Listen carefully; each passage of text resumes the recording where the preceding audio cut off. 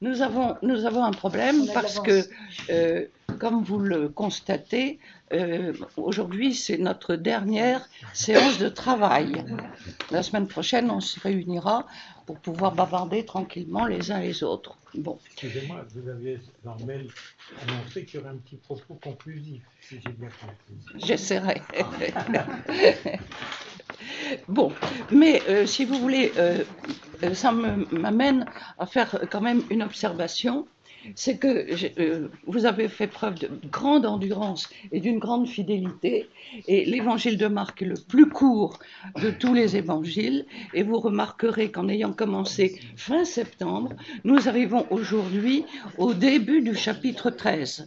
Et par conséquent, ça prouve, surtout qu'on a été vraiment très attentifs et qu'on a même travaillé le 1er et le 8 mai, ça prouve, si vous voulez, du soin que nous avons pris pour véritablement étudier le texte mot à mot. Et ce qui ressort des interventions que vous avez faites il y a de cela 3 semaines, ce qui était important, c'était justement de pouvoir tenir compte du déroulé dans le quotidien de ce groupe de Jésus et de ses disciples. D'ailleurs, vous avez remarqué que ce qui est particulier dans l'évangile de Marc, c'est là, on a l'impression qu'il y a Jésus et ses disciples. Alors, il y a des personnes qui le rencontrent, bien entendu, mais le noyau dur, c'est Jésus et ses disciples. Nous n'avons dans l'évangile de Marc qu'une seule mention de Marie, c'est quand on dit à Jésus que sa mère et ses frères le réclament. C'est tout. Et par conséquent, ce qui est important, c'est donc ce déroulé. Alors, le problème, c'est que la question qui se pose, évidemment, c'est qu'on ne va quand même pas en rester là, d'autant plus que aujourd'hui, nous commençons le chapitre 13, qui est le plus difficile, le plus catastrophique, et qui nous fait une description de la situation politique, internationale, économique, statistique, de tout ce que vous voulez, qui est absolument catastrophique et qui est un petit peu la réalité de ce que nous vivons. Mais ça me paraît difficile de commencer à lire un discours aussi particulier et aussi difficile à interpréter parce qu'il est plein de symboles, plein d'eschatologie, et par conséquent, je pense que nous allons surtout remarquer le début, c'est que comme Jésus s'en allait du temple, et par conséquent, vous avez vu qu'on a eu toute la première partie de l'évangile jusqu'à l'entrée à Jérusalem, c'est-à-dire jusqu'au chapitre 11, tout se passait en Galilée. Tout se passait en Galilée. Et à partir du chapitre 11, Jésus arrive à Jérusalem avec effectivement la tentation qu'on le fasse roi. Et il veut absolument s'en échapper. Et oui, s'en échapper. Et il s'en va à ce moment-là et il rentre à Béthanie.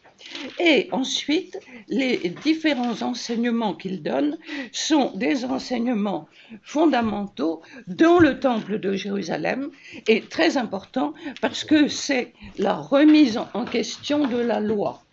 La remise en question de la loi sur le paiement des impôts, faut-il ou non payer les impôts à César, donc une question piège. Ensuite, il y a le problème de la résurrection des morts, et nous touchons du doigt le problème entre les pharisiens et les sadducéens. Il y a ceux qui y croient et ceux qui n'y croient pas. Et ensuite, il y a évidemment le problème du grand commandement avec le scribe qui vient et qui lui pose, qui pose carrément la question à Jésus, que faut-il faire de bon pour avoir la vie éternelle? Et par conséquent, nous avons donc tous ces enseignements d'autorité, ou ce qui suscite d'ailleurs la fureur des grands prêtres, avec toujours cette idée, ou non, comment ose-t-il parler démontré et qu'il justifie sa raison d'être. Et par conséquent, il y a toujours cela. Et à la fin, la dernière scène que nous voyons, c'est Jésus qui dit regardez les scribes avec leurs longues robes, surtout ne faites pas comme eux. Et la dernière scène, c'est l'offrande de la pauvre veuve, et la pauvre veuve qui est la figure. Alors, quand je dis la figure, si vous voulez, elle est l'image, le symbole du petit reste de l'Israël fidèle, du petit reste croyant qui a donné toute sa vie dans la sainteté et qui ne s'est pas compromis. Donc elle est la figure, elle préfigure ou elle annonce la figure de la fille de Sion. Elle annonce aussi la figure de Marie, elle annonce aussi la figure de l'Église. Donc, ce qui est très intéressant pour nous, c'est que c'est la grande liberté que nous donne la lecture du texte biblique de mettre derrière l'image de la pauvre veuve un grand nombre de figures symboliques et de figures féminines symboliques qui expriment la foi, la sainteté et la vocation de tout fidèle. Et par conséquent, vous voyez, il y a une grande liberté de c'est ce qu'on appelle une lecture typologique qui a été très développée par les pères de l'Église qui ont beaucoup insisté justement sur toute la richesse et toute la richesse des pères de l'Église, c'est d'exploiter symboliquement toutes ces images. Et il y a, si nous prenons le début du chapitre 13, au verset 1, comme Jésus s'en allait du temple. Et voilà quelque chose qui est très important. Jésus sort du temple et par conséquent, il quitte le temple. Or, le temple va être extraordinairement symbolique parce que le temple, c'était le lieu de la présence de Dieu. Alors, ce lieu de la présence de Dieu, et ça nous renvoie, vous vous souvenez, au début du chapitre 7 dans le livre de Jérémie, où il y avait comme une espèce de, comment dirais-je, de foi superstitieuse qui faisait que Israël se disait Dieu est avec nous, donc nous n'avons rien à craindre, Dieu est avec nous. Et Jérémie passait son temps à dire ne répétez pas constamment temple du Seigneur, le Seigneur est là. Tant que vous ne mettez pas en accord vos actions, votre cœur et votre foi. Et par conséquent, il y a eu la grande épreuve de l'exil, il y a eu le retour d'exil, la reconstruction du temple, et il y a eu surtout ce qui a été un traumatisme très grand au IIe siècle avant Jésus-Christ, c'est-à-dire que le temple qui avait été reconstruit, donc il y avait un culte, et on respectait le culte, c'est-à-dire toutes les indications qui nous sont données dans le livre de l'Exode et dans le Lévitique. Et il se trouve qu'il y a eu des guerres, bien entendu, des invasions, et ce souverain hellénistique, Antiochus Épiphane, qui s'empare de Jérusalem, et la première chose qu'il fait, vous voyez, c'est très très actuel. On a vu les images de statues qui étaient déboulonnées. De statues de tyrans qui étaient déboulonnés. C'était des images qu'on voyait il y a quelques années. Et la première chose que fait Antiochus Épiphane, c'est de détruire l'autel et de mettre à la place la statue de Zeus. Donc c'était vraiment le blasphème le plus absolu qui soit. Et de cela, les gens ont été très marqués et en ont beaucoup souffert. Et il y a eu ensuite un grand... ça a été l'origine des martyrs d'Israël avec les Maccabées. Et ensuite, il y a eu donc resacralisation du temple et reprise du culte. Et ici, ce qui est très important, c'est cette première scène au chapitre 13. Un des disciples lui dit à Jésus, donc, Maître, regarde, quelle pierre et quelle construction. Alors évidemment,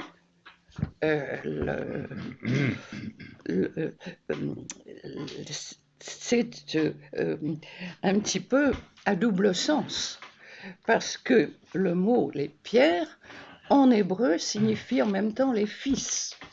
Donc là, je sais bien qu'on est dans le texte grec, mais il est bien évident que Marc s'adresse à des juifs qui comprennent très bien que derrière les pierres, il y a l'évocation des fils. Donc il y a l'évocation des fidèles vivants. Donc il y a, regarde quelle pierre et regarde quelle construction. Et nous avons ici le verbe construire. Construire, bâtir, et nous voilà renvoyés simplement à travers ces mots à la prophétie qui avait été faite à David.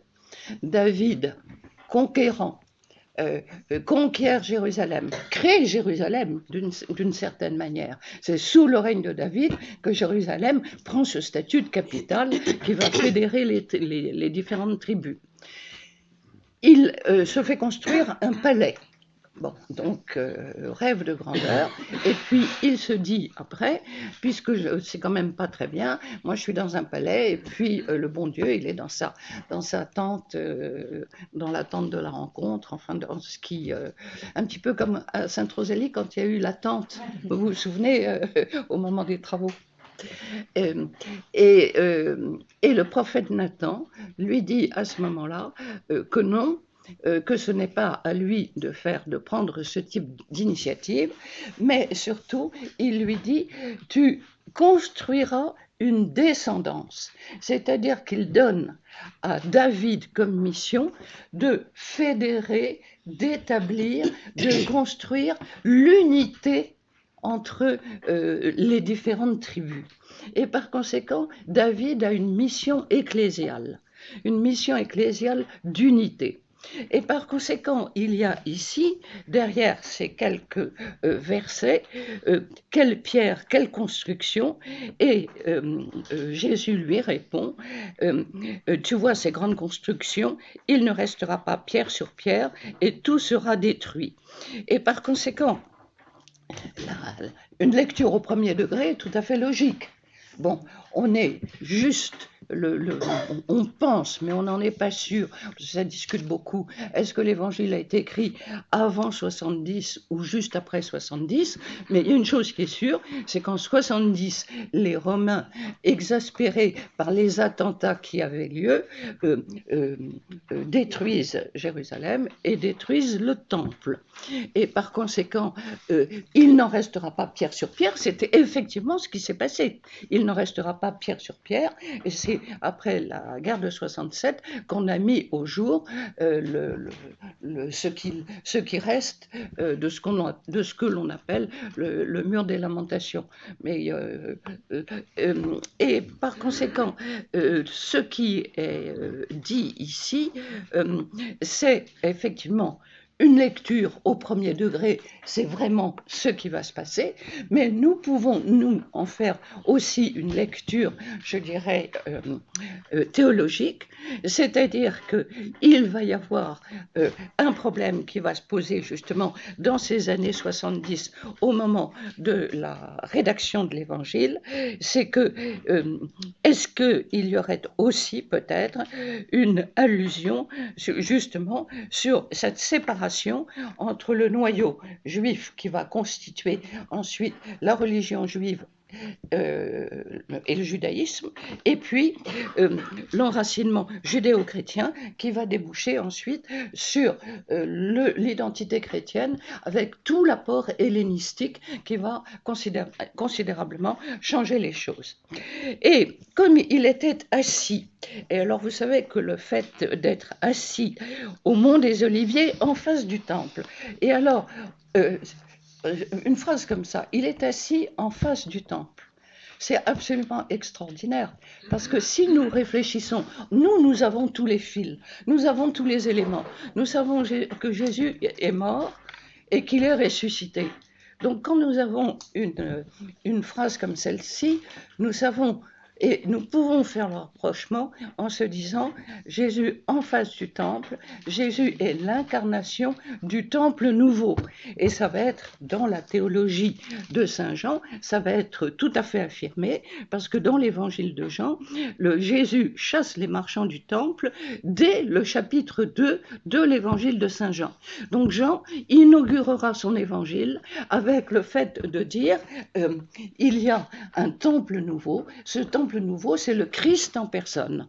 Donc vous voyez, quand nous lisons quelques versets, nous avons tout de suite une abondance de richesse théologique qu'il nous faut faire surgir des mots pour pouvoir enrichir notre lecture et ne pas en rester à une lecture de faits divers, une lecture où on nous raconte une histoire.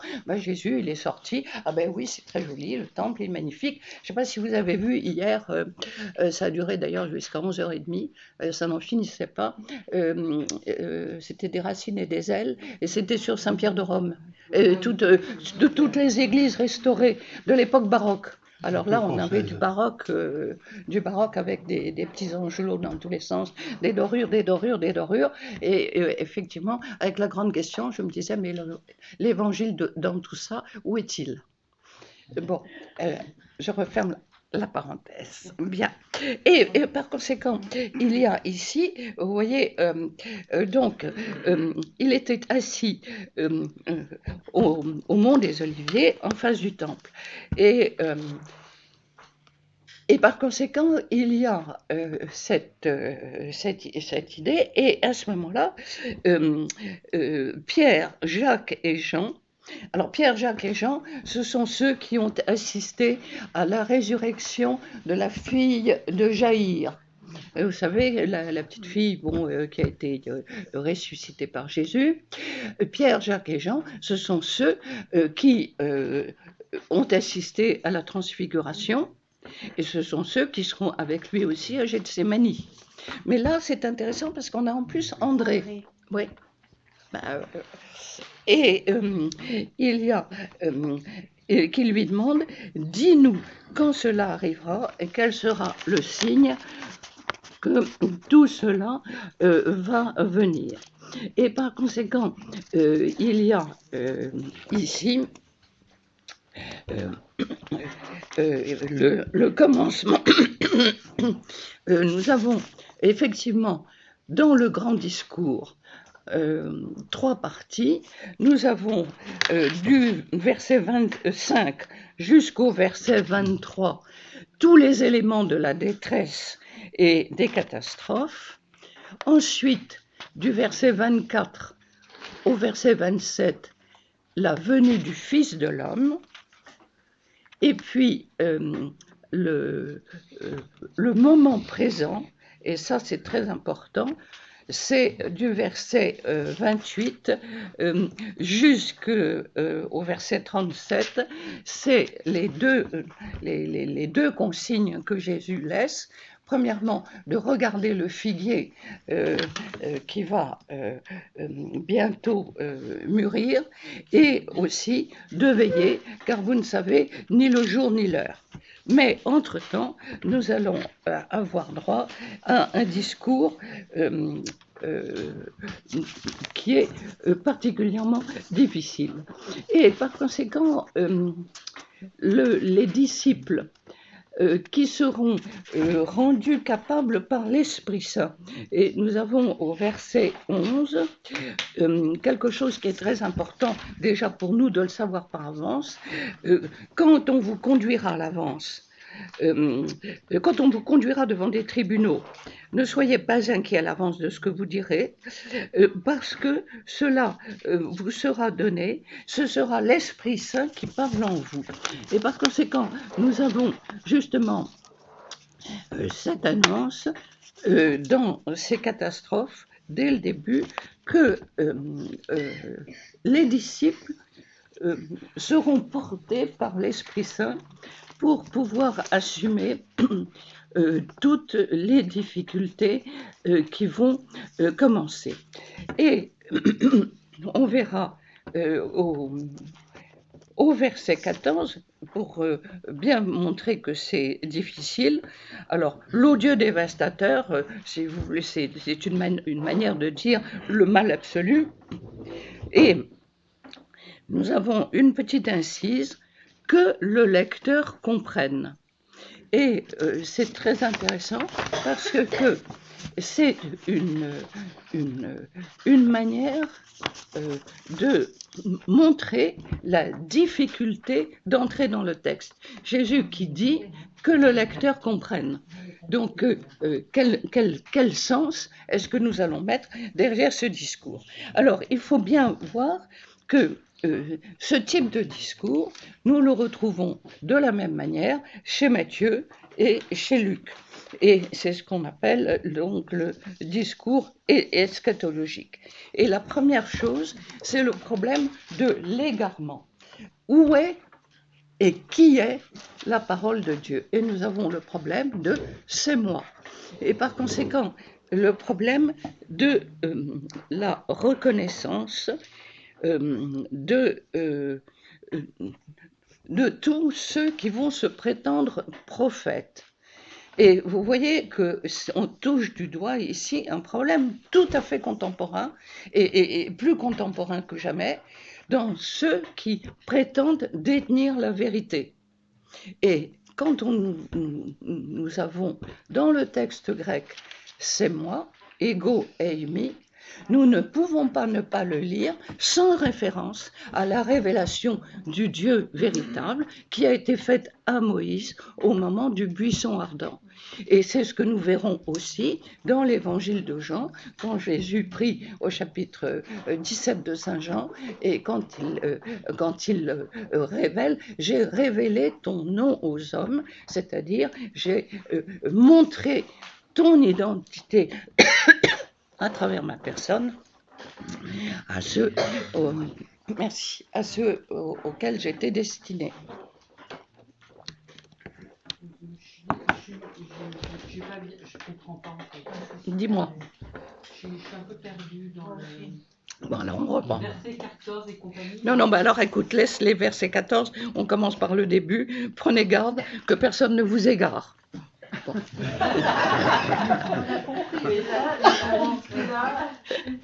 On est très vite égaré. Bon, donc que personne ne vous égare. Premièrement, la difficulté. Et alors ensuite, il dit, beaucoup viendront en prenant mon nom. En prenant mon nom, et par conséquent, nous avons le problème de l'identité de ceux qui parlent au nom du Christ. Et ça, c'est un problème qui a empoisonné toute l'histoire de l'Église. Je ne parle pas des premières hérésies, de tous les problèmes concernant l'arianisme, le monophysisme et tous ces machins en isme.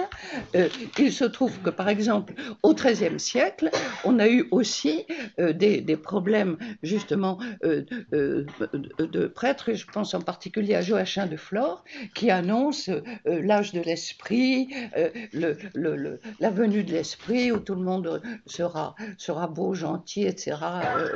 Et tout ça se termine dans des bains de sang, des bains de violence. Mais vous voyez, nous avons ici cette idée que vivre, nous avons dans notre vie spirituelle le problème de reconnaître celui qui parle au nom du Christ. Et c'est une question de discernement personnel aussi. Alors il y a le magistère de l'Église, oui d'accord, il y a le magistère de l'Église, mais vous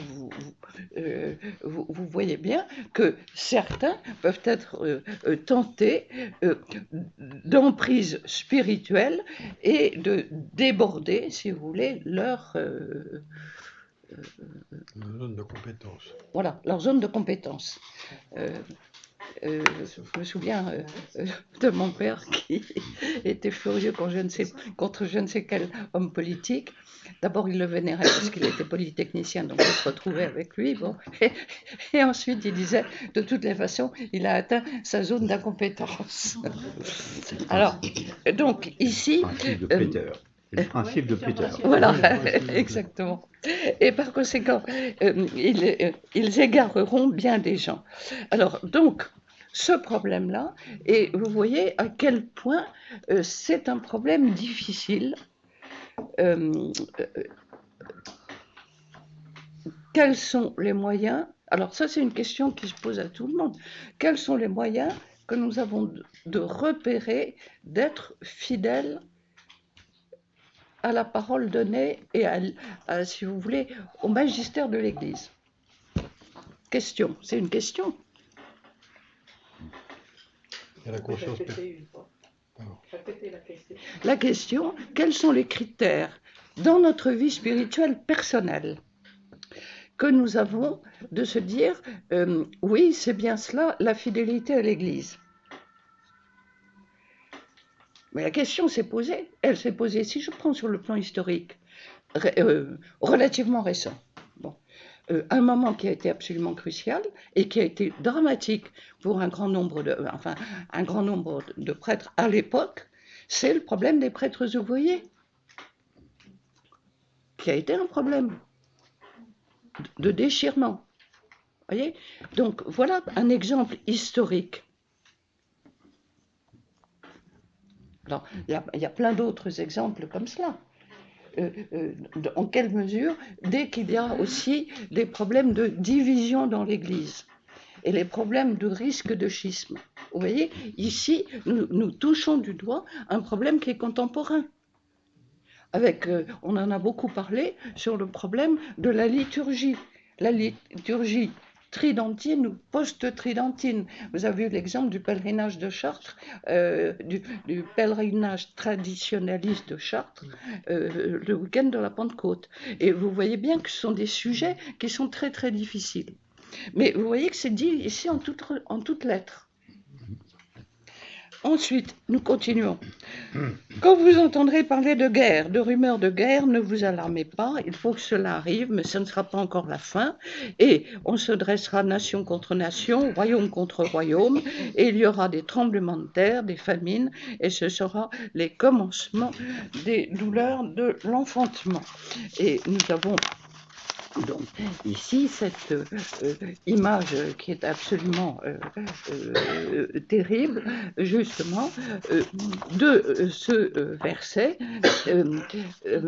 de ces temps, il n'y aura pas une seule époque je dirais, il n'y aura pas un temps de plénitude ou un temps mort ou un âge d'or. Ça m'a beaucoup frappé hier dans la visite de Notre-Dame avec les étudiants. Hein. Celui qui nous a fait le topo devant disait n'imaginez pas qu'il y a eu une période idyllique où la construction de Notre-Dame s'est faite sans problème et sans difficulté. Toute époque connaît ces temps de tension et ces temps de travail et ces temps de douleur. Et il nous disait, arrêtez de rêver à une période qui aurait été une période florissante, de bonheur, etc. Et c'est un petit peu, si vous voulez, la tentation que nous avons dans l'analyse politique actuelle quand on parle des 30 glorieuses. Les 30 glorieuses apparaissent comme un âge d'or. Bon. Et la réalité, elle a toujours été beaucoup plus compliquée. Et nous en avons ici une description. Et par conséquent, il y a cette image donc de cet accouchement d'un monde en devenir. Et c'est là où nous rejoignons le cours de l'histoire. Nous sommes dans une histoire en marche. Et par conséquent, il n'y a pas une période que l'on peut sanctuariser. Nous sommes en avant. Et du coup, au verset 9, soyez sur vos gardes. Et Jésus annonce les persécutions. Vous comparaîtrez devant des gouverneurs et des rois à cause de moi. Et ils auront là un témoignage. C'est-à-dire que il va y avoir des persécutions. et lesquelles persécutions vont durer. Et il faut bien savoir que les persécutions vont s'accentuer au IIe siècle, non pas pour des questions, comment dirais-je, théologiques, mais pour des questions politiques. Au IIe siècle, les empereurs romains, alors que si vous voulez, au 1er siècle, il y avait encore un reste de sentiments républicains. Si on prend Auguste est quand même l'héritier de Cicéron, avec un sens de la démocratie et de la République romaine. Et puis, au 1er siècle, on a un certain nombre d'empereurs intelligents et puis d'autres qui vont dérailler complètement.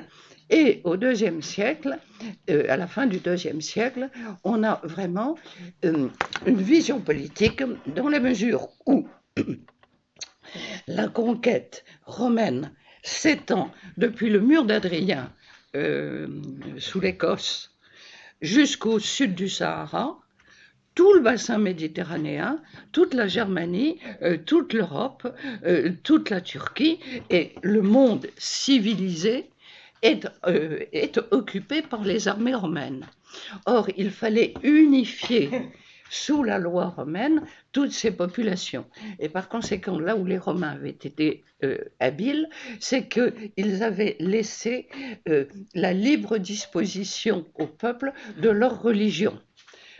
D'ailleurs, ce que les Juifs défendaient et avaient fait des remontrances à Pilate lorsqu'il avait voulu mettre des bannières des soldats romains trop près du temple. Et il y avait eu une délégation qui s'était plainte auprès de l'empereur Claude des empiètements de Pilate, qui avait reçu oui, il s'était fait attraper, quoi. Bon. Et le problème au IIe siècle, c'est que les persécutions auront lieu parce que l'on demandera aux habitants de l'Empire de participer, je dirais, à la citoyenneté, et la citoyenneté impériale qui consiste à offrir des sacrifices pour l'empereur qui était divinisé et adoré au rang d'idole. Et par conséquent, tout va se jouer non pas sur le fait d'adorer le Christ, mais sur le fait d'offrir un sacrifice à une idole. Et c'est là-dessus que les chrétiens seront persécutés, surtout à la fin du IIe, au début du IIIe siècle, avec des persécutions qui vont être très violentes et qui vont marquer justement les débuts de l'histoire de l'Église. Et ici, nous avons donc cette annonce qui est faite: quand on vous conduira, n'ayez pas peur, ce n'est pas vous qui parlerez, mais c'est l'Esprit Saint qui parlera en vous.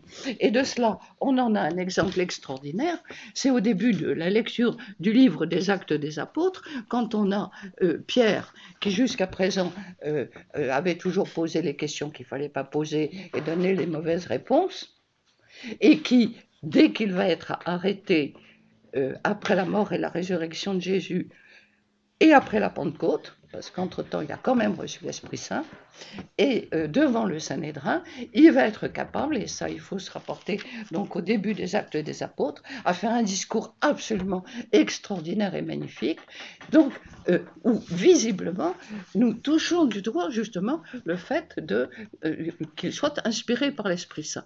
Or c'est très important pour nous, parce que quand nous portons témoignage, nous avons le sentiment de ne pas savoir comment nous y prendre, de dérailler à chaque fois, de se dire j'ai pas dit ce qu'il fallait dire, et accepter dans notre vie spirituelle de se dire oui, j'ai été porté par l'Esprit Saint pour faire ce que j'avais à faire comme j'ai pu.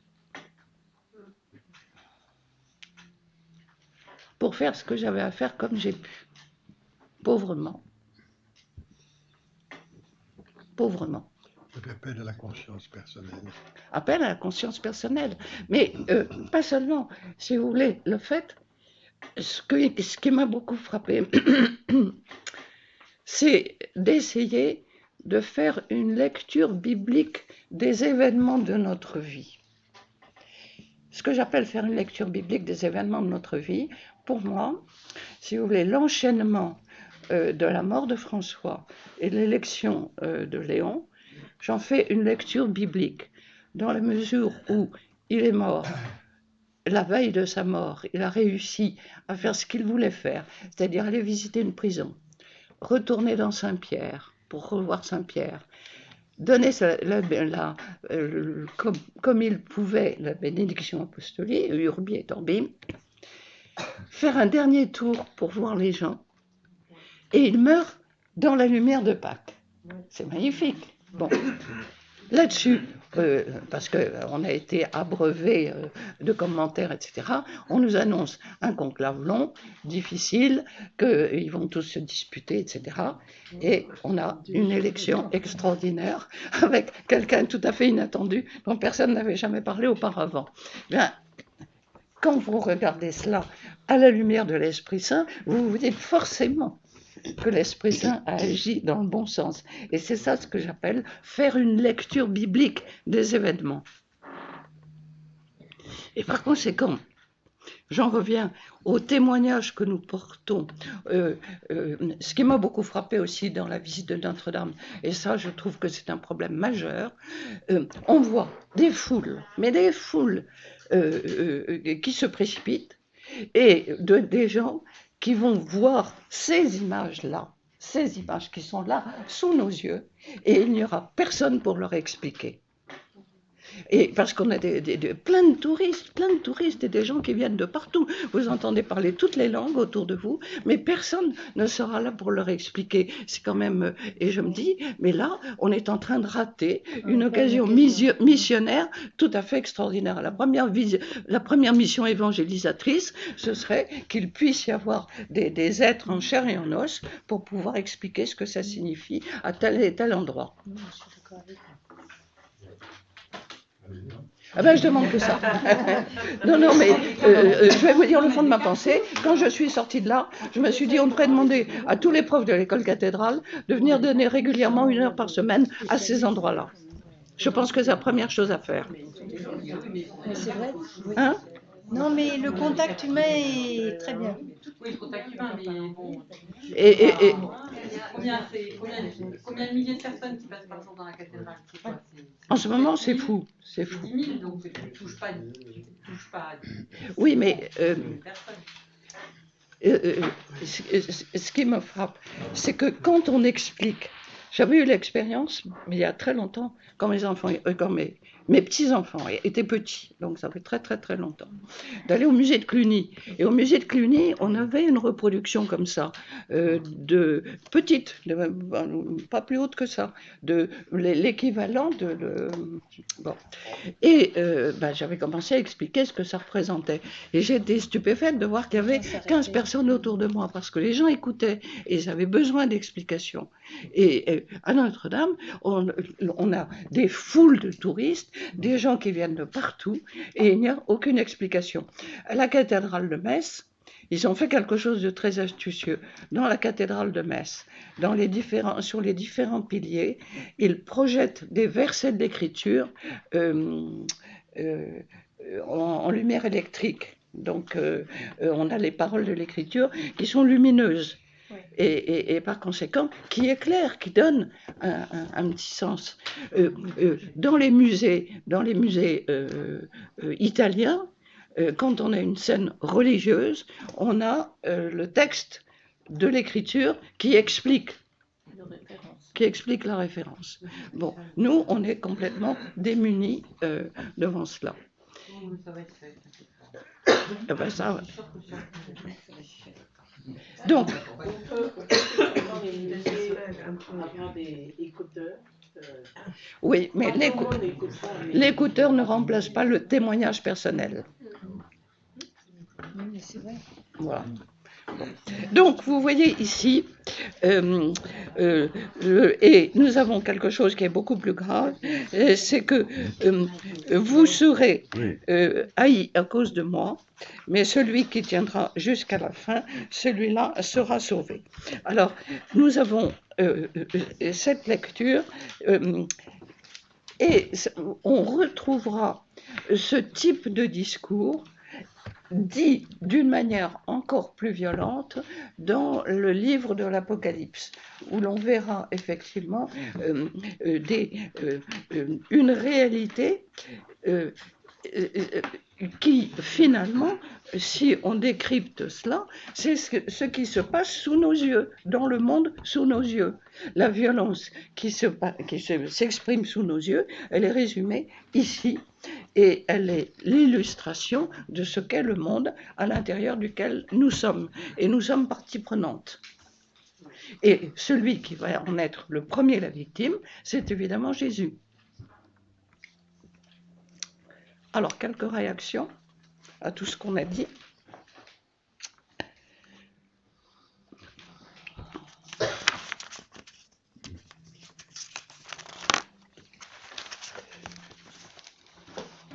Sinon, je vais prendre un discours théologique en vous disant que Marc, dans le discours du chapitre 13, le plus long discours ininterrompu de Jésus, on a un patchwork littéraire composé de 13 versets d'enseignement apocalyptique et de 20 versets d'enseignement parénétique.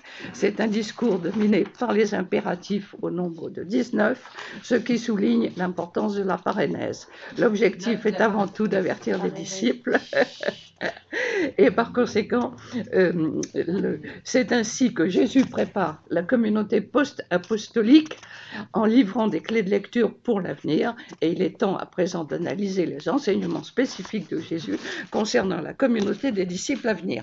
Vous y comprenez quelque chose? Moi, je ne comprends rien. Bon. Le général de Gaulle disait « l'histoire est tragique ». C'est Oui. un peu ça, et comment vivons-nous dans cette histoire tragique? Parce que le tragique, il a existé il y a 50 ans, il renaît maintenant, enfin, et avoir confiance là-dedans, c'est dur. Mais oui, bien sûr. Et par conséquent, nous avons donc, si vous voulez, ce qui est très difficile, c'est la manière dont cet évangile a été composé, parce qu'on a l'impression que cette accumulation de catastrophes va nous impressionner, et qu'il y a dans une lecture primaire le sentiment que Dieu va punir. Oui. Et c'est là où on retrouve à ce moment-là, si vous voulez, il va falloir se reporter à toute la théologie de l'Ancien Testament pour comprendre justement comment, à travers les hommes, Dieu se sert des hommes pour leur révéler son projet d'amour et son projet de bonheur pour l'humanité. Et on en arrive à ce point culminant, et c'est là où la parabole des vignerons homicides prend tout son sens. Après avoir envoyé ces prophètes qui ont été mis à mort, je vais envoyer mon fils, peut-être respecteront-ils mon fils.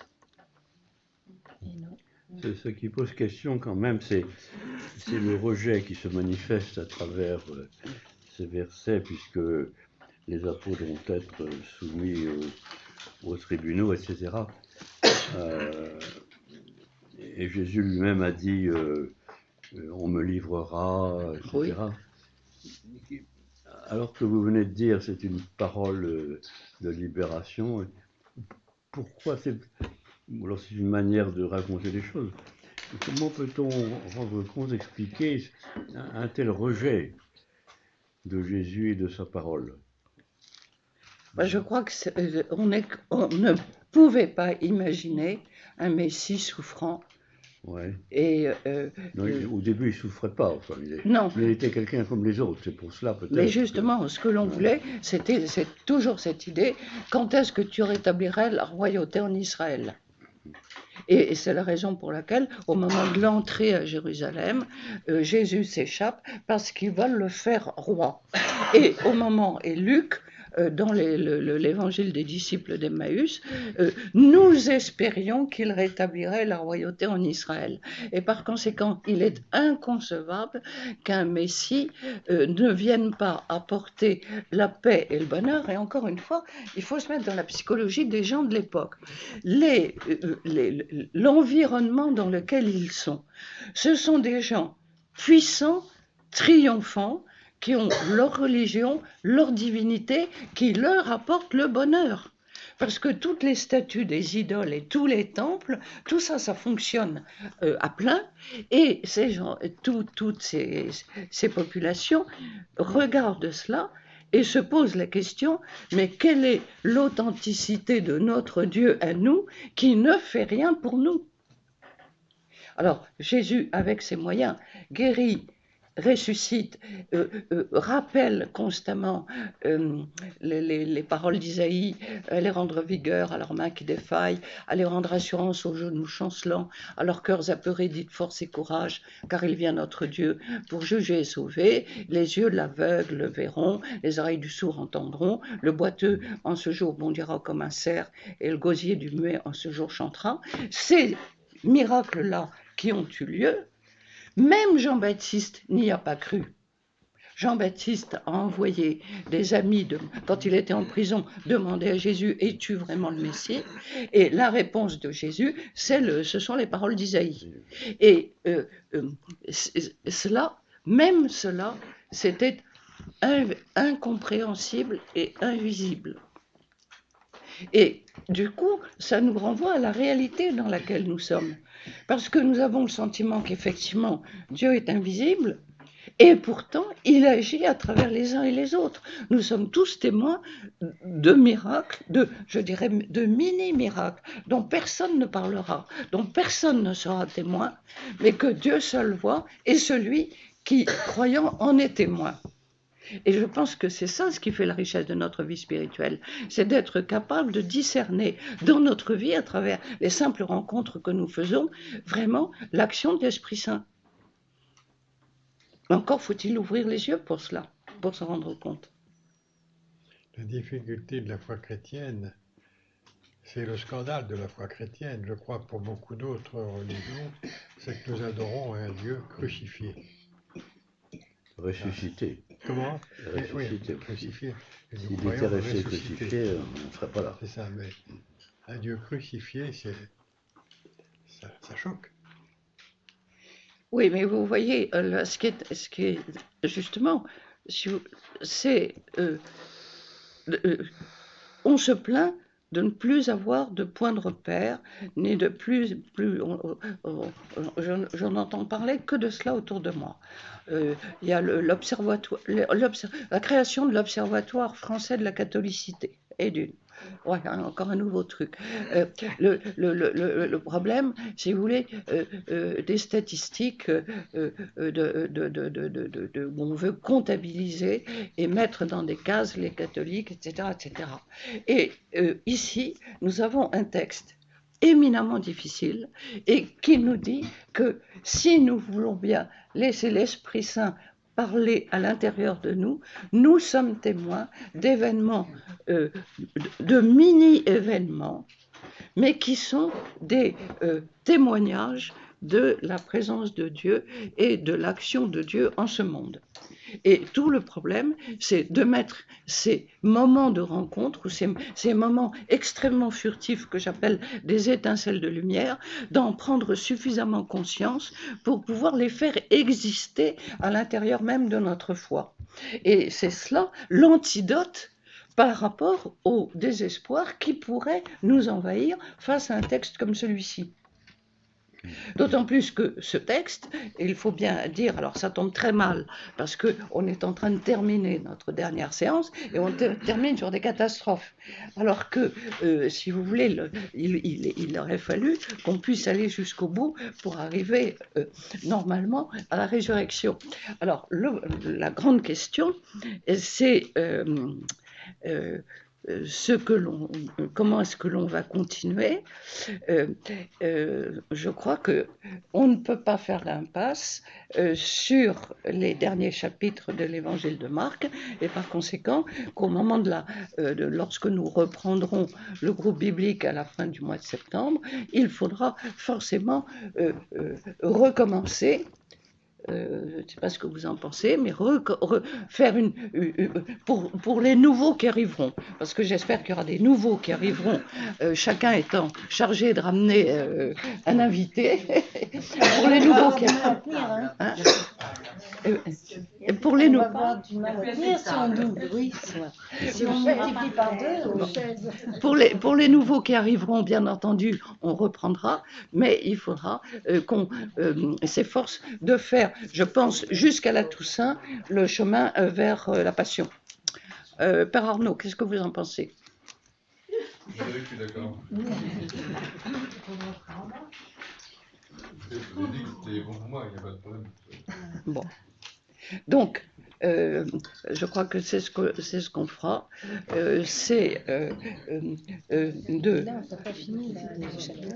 Oui, ben non, c'était pas possible. on recommencera au chapitre 13. Bon, si vous voulez, je crois que ce qu'il faut retenir, et c'est là-dessus que je voudrais conclure, c'est que Jésus sort du temple de Jérusalem, et je voudrais que l'on réfléchisse à cette idée qui pourrait nous aider à avoir une autre vision du Christ, ou plutôt à enrichir notre vision du Christ. Il est le temple nouveau. Il est le temple nouveau. J'ai eu entre les mains un manuscrit de l'Apocalypse lorsque j'étais à Madrid, à la Bibliothèque nationale, où je travaillais pour le CNRS. Bon. Et il y avait une miniature qui m'interrogeait beaucoup. Il y avait Jean qui, dans l'Apocalypse, était chargé de mesurer, avec un mètre à mesurer, de mesurer le temple de Jérusalem. Alors on a une petite miniature du Xe siècle qui montre Jean qui est avec son maître et qui est en train de mesurer le temple de Jérusalem, absolument comme un architecte et qui prend les dimensions. Bon. Et puis arrive un très bel ange qui met un pied sur la terre et un pied sur la mer, un ange beaucoup plus beau que tous les autres anges, et qui est évidemment une figure du Christ. Le Christ, donc, vraiment, non pas en souverain, mais en maître de la création. Voilà, un pied sur la terre, un pied sur la mer. Et il y a un autre ange qui arrive, et qui est petit, et puis qui s'arme lui aussi d'un énorme mètre à mesurer. Alors, il y a Jean qui mesure dans l'ancien temple, et puis il y a ce très bel ange qui est Jésus, et puis un petit ange à côté qui essaye désespérément de tendre sa perche pour mesurer ce très bel ange. Et c'est une manière de nous dire que ce très bel ange, c'est le nouveau temple, le temple nouveau, et ça nous renvoie justement dans l'évangile de Jean, détruisez ce temple en 3 jours et je le reconstruirai. Et nous avons ce verbe construire, et vous voyez que nous avons ici, dans l'évangile de Marc que nous avons lu aujourd'hui, Maître, regarde, quelle pierre, quelle construction. Et par conséquent, je termine sur ce verbe construire, nous avons ensemble à construire l'Église. Et par conséquent, nous avons pour cela l'aide de l'Esprit Saint qui nous permet de témoigner comme nous pouvons mais nous avons effectivement cette promesse d'avoir à construire. Et par conséquent, pour nous aider dans notre vie spirituelle, nous avons cette ne pas oublier, c'est très important parce que dans l'évangile de Jean, il est bien dit que les apôtres se sont souvenus après la résurrection que Jésus avait dit qu'il reconstruirait le temple en 3 jours. Par conséquent, nous avons le rôle d'une mémoire, et d'une mémoire qui est chargée de ressusciter dans notre vie spirituelle tous ces moments de grâce où l'Esprit Saint a agi pour nous. Et par conséquent, j'estime que toutes ces séances du jeudi soir ont été, à mes yeux, un temps de grâce, au moins pour moi. Et je souhaite que ce soit la même chose pour vous.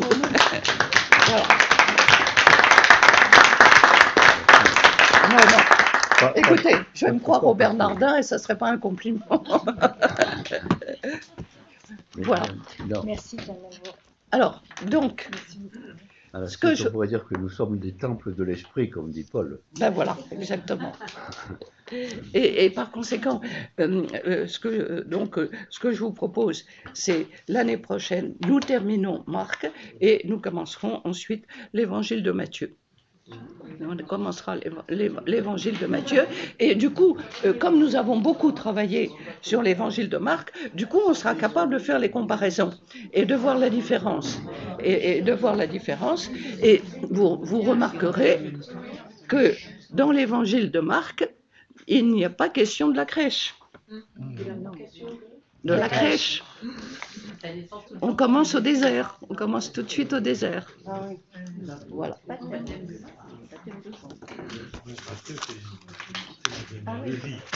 Matthieu, on commencera par la généalogie. Voilà. Mais on commencera par terminer l'évangile de Marc. Voilà. On profite de la présence du Père Arnaud pour qu'il préside la prière.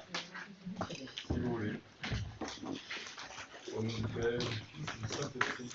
Amen. Peut-être une belle façon de construire l'Église, c'est de regarder celle qui est vraiment par excellence le temple de l'Esprit Saint. De se confier à la Vierge Marie, une belle figure de l'Église. Qu'elle puisse nous accompagner pendant cet été, nous aider à relire, à ruminer tout ce qu'on a pu entendre, que ça donne des fruits, pour retrouver avec joie la lecture de l'Évangile l'année prochaine. Je vous salue Marie, pleine de grâce, le Seigneur est avec vous.